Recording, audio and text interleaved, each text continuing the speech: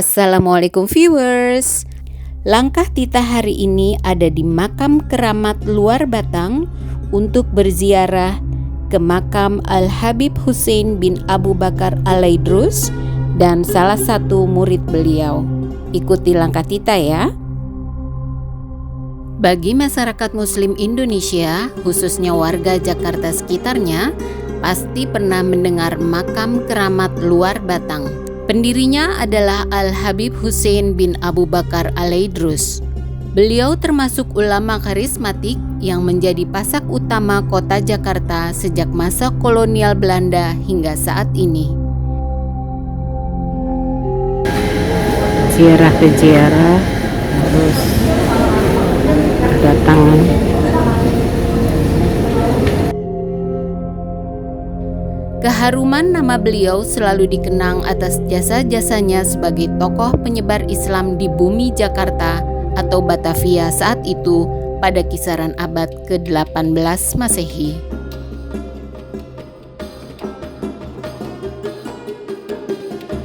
Kita bisa lihat tamu-tamu terus berdatangan.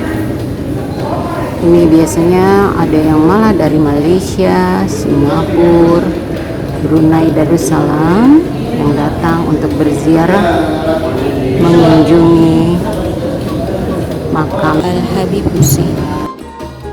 Nama beliau terkenal bukan saja di dalam negeri namun juga mancanegara.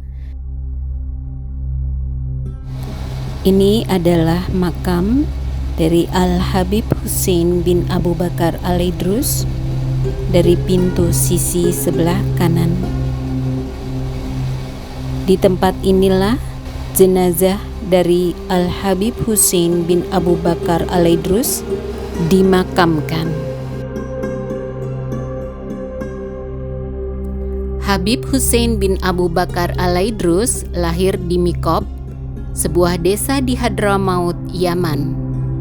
Beliau dilahirkan dalam keadaan seorang yatim dari seorang ibu yang membesarkannya dengan menafkahi dari hasil pekerjaan sebagai pemintal benang. Sang ibu menitipkannya kepada seorang guru sufi pada masa itu. Di sanalah Habib Hussein menerima pembelajaran thariqah. Sang guru sudah melihat tanda-tanda kelebihan Habib Hussein sejak kecilnya dibandingkan teman-teman sebayanya. Pada masa menginjak remaja, Habib Hussein meminta izin kepada ibunya untuk melakukan pengembaraan menyiarkan dakwah Islam. Meskipun dengan perasaan berat hati, si ibu pun akhirnya mengizinkan putra tercintanya meninggalkan kampung halaman untuk selama-lamanya. Sisi kiri dari makam Al-Habib Hussein bin Abu Bakar Al-Aidrus. Area ini dikhususkan untuk laki-laki.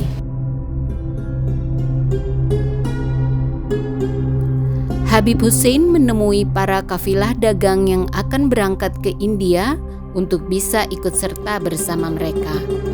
Sesampai di daratan India, Habib Hussein memulai dakwahnya mengajak masyarakat Gujarat di India yang notabene beragama Hindu agar mendapatkan cahaya hidayah Islam.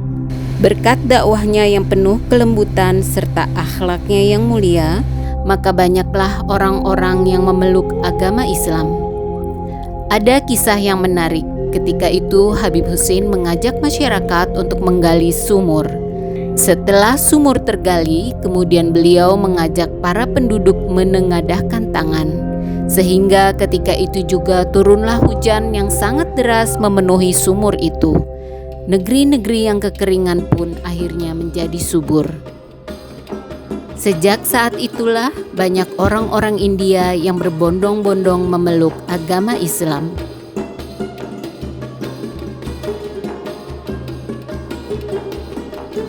Kita bisa lihat banyak peziarah yang juga datang untuk berdoa di depan makam dari Al-Habib Hussein. Setelah dirasa waktu yang cukup bagi beliau membangun tatanan kehidupan masyarakat India, Habib Hussein pun mulai meninggalkan Gujarat untuk melanjutkan pengembaraannya.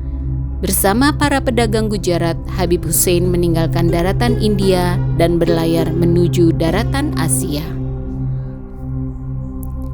Beliau pun menuju ke Pulau Jawa dan akhirnya menetap di Batavia. Pada masa itu hidup dalam jajahan pemerintahan Belanda. Pada kisaran tahun 1746 Masehi, tibalah Habib Hussein di Batavia yang ketika itu masih di bawah pemerintahan Hindia Belanda. Beliau datang melalui pelabuhan Sunda Kelapa yang kala itu dikuasai oleh VOC. Dalam masa sekejap, telah banyak orang yang datang untuk belajar Islam. Rumah Habib Hussein banyak dikunjungi para muridnya dan masyarakat luas. Hilir mudiknya umat yang datang membuat penguasa VOC menjadi khawatir akan mengganggu keamanan. Akhirnya Habib Hussein beserta beberapa pengikut utamanya ditangkap dan dimasukkan ke penjara Glodok. Berada di dalam sel yang terkunci, polisi penjara dibuat terheran-heran karena di tengah malam melihat Habib Hussein menjadi imam di ruangan yang besar bersama-sama pengikutnya hingga menjelang subuh. Bahkan masyarakat di luar pun ikut bermakmum. Akan tetapi anehnya dalam waktu yang bersamaan pula polisi penjara tersebut melihat Habib Hussein tidur nyenyak di kamar ruangan yang sempit itu dalam keadaan terkunci. Kejadian tersebut berkembang menjadi buah bibir di kalangan pemerintah VOC. Dengan segala pertimbangan, akhirnya Habib Hussein beserta semua pengikutnya dibebaskan dari tahanan. Masya Allah, itulah salah satu karomah Habib Hussein luar batang. Atas pertimbangan pemerintah Belanda, akhirnya mereka meminta maaf kepada Habib Hussein atas penahanan tersebut. Oleh Gubernur Batavia, Habib Hussein pun diberikan sebidang tanah yang kemudian beliau bangunkan sebuah rumah dan surau tempat beliau berdakwah. Kini surau itu berkembang menjadi sebuah masjid yang dikenal dengan sebutan Masjid Keramat Luar Batang.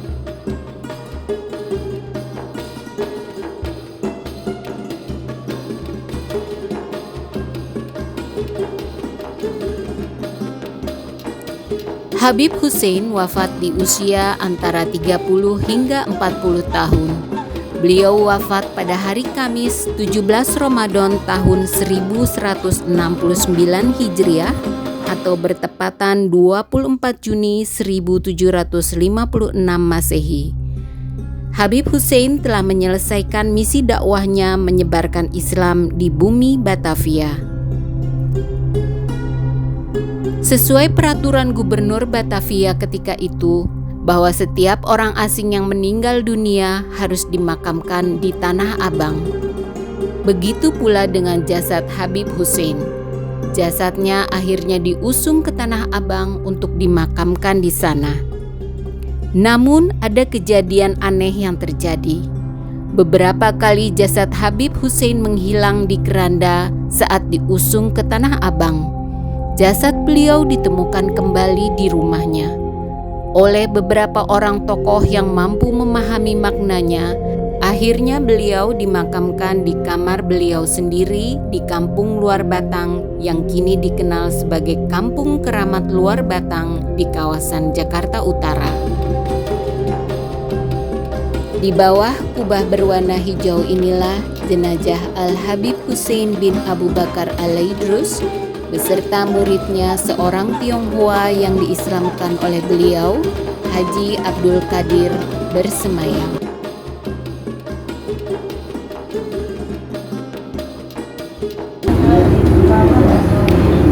Ini adalah ruangan wanitanya. Seluruh ruangan beraroma Timur Tengah.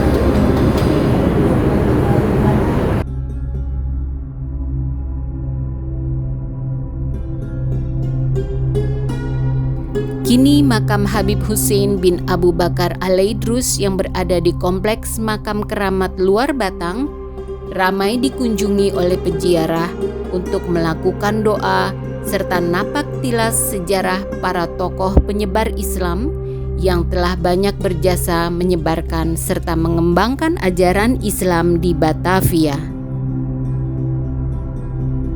Viewers, semoga kisah ini dapat menjadi inspirasi sekaligus pengetahuan napak tilas sejarah yang dapat menyadarkan kita dan utamanya generasi muda bangsa untuk lebih menghargai serta meneladani jejak langkah kiprah perjuangan para ulama yang telah berjasa besar mengemban dakwah dan menyebarkan ajaran Islam di bumi Nusantara, khususnya di bumi Batavia. Sebagai sesama muslim, Tita ingin mengingatkan bahwa ketika kita ingin berziarah kubur, luruskan niat. Janganlah berbuat syirik dengan meminta-minta atau berharap sesuatu dari orang yang telah berpulang ke rahmatullah. Dalam sebuah riwayat hadis dari Aisyah radhiyallahu an menceritakan Rasulullah Shallallahu alaihi wasallam yang pergi pada malam hari ke kompleks makam Baqi. Aisyah radhiyallahu an menanyakan alasan kepergian beliau dan beliau Shallallahu alaihi wasallam menjawab, "Aku diperintah untuk mendoakan mereka." Hadis riwayat Ahmad. Pada awalnya memang Rasulullah Shallallahu alaihi wasallam melarang umat Islam melakukan ziarah kubur. Kemudian Rasulullah menganjurkannya karena tujuan ziarah kubur dapat mengingatkan manusia akan kematian dan meningkatkan ketakwaan kepada Allah Subhanahu wa Ta'ala. Sampai berjumpa di langkah Tita berikutnya. Assalamualaikum.